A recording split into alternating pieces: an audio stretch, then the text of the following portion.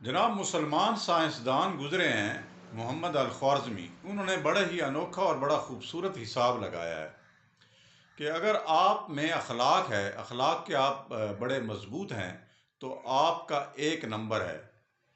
تو اس کے ساتھ اگر آپ حسین و جمیل ہیں، خوبصورت ہیں، تو اس ایک کے آگے صفر لگا دیں۔ اور اس کے ساتھ پھر اگر آپ مالدار ہیں، پیسہ بڑا ہے آپ کے پاس، ٹھیک ٹھاک ہے، تو ایک اور صفر لگا دیں، یعنی 100 ہو گیا۔